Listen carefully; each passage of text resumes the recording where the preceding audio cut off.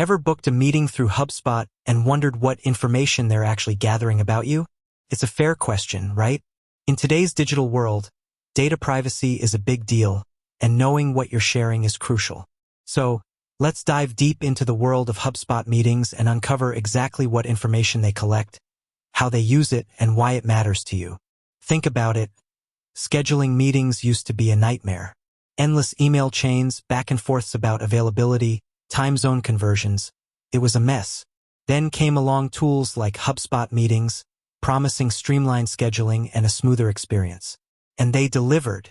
But that convenience comes at a cost: data. We trade information for ease of use, and understanding that trade is what we're here to do. Now, HubSpot Meetings is part of a larger ecosystem, the HubSpot CRM. This means the meeting tool isn't just a standalone application. It's integrated with a powerful system designed to manage customer relationships. So, the information collected during the scheduling process can feed into a much broader profile about you or your company. Let's break down the types of information HubSpot Meetings collects. First, and most obviously, there's the information you explicitly provide. This includes your name, email address, and often your company name. This is essential for the meeting organizer to know who they're meeting with and to send calendar invites. It's the basic stuff, the price of admission to the meeting scheduling game. But it goes beyond the basics. Depending on how the meeting link is set up, you might be asked for additional details. This could include your phone number, your job title, or even answers to qualifying questions relevant to the meeting's purpose. For instance, if you're booking a demo of a software product, the organizer might ask about your company size or your current software solutions. This allows them to tailor the meeting to your specific needs and make it more productive. Now, here's where things get a little more interesting. Beyond the information you directly input, HubSpot also collects data automatically. This is where the CRM integration comes into play. If you've interacted with the company's website before, for example, by downloading a white paper or signing up for a newsletter, HubSpot might already have some information about you. This information can be linked to your meeting booking, creating a more comprehensive profile. Think of it like this: you're not just scheduling a meeting, you're potentially adding a data point to your existing profile within the HubSpot CRM. This profile might include your website browsing history, the pages you've visited, the content you've downloaded, and even your interactions with the company's marketing emails. Why do they do this? Well, from the company's perspective, it's about understanding their audience and improving their sales and marketing efforts. By gathering information about your interests and needs, they can personalize their communication with you and offer more relevant products or services.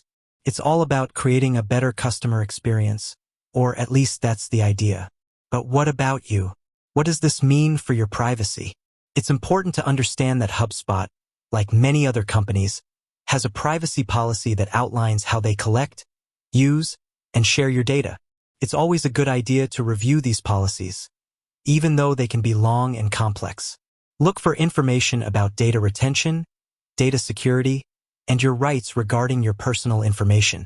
One key aspect to consider is how the meeting organizer uses the information they collect. Are they simply using it to manage the meeting itself, or are they adding it to their CRM for future marketing purposes? This is where transparency is crucial. A responsible company should be upfront about how they plan to use your data and give you the option to opt out of certain types of data collection or marketing communications. Another important point: HubSpot itself is a platform provider, meaning they provide the tools for businesses to manage their customer relationships. The actual data collected and how it's used is ultimately determined by the individual business using HubSpot. So, while HubSpot provides the infrastructure, the responsibility for data privacy lies with the company using it. Now, let's talk about the specific types of data that might be collected automatically. This could include your IP address, your location, though usually not precise location, the type of device you're using, and your browser information. This kind of data is often collected for technical reasons, such as ensuring the platform works correctly and for security purposes. It can also be used for analytics, helping the company understand how people are using their platform. In addition to the information you provide and the data collected automatically, HubSpot can also integrate with other tools and services. This means that data might be shared between different platforms, depending on the integrations that the meeting organizer has set up. For example, if the organizer uses a calendar app like Google Calendar or Outlook, your meeting details might be synced with those platforms. So, to summarize, HubSpot Meetings collects a range of information, from the basic contact details you provide to more detailed information about your interests and online behavior. This information is used to facilitate meeting scheduling, personalize communication, and improve sales and marketing efforts. While HubSpot provides the platform, the responsibility for data privacy lies with the individual businesses using it.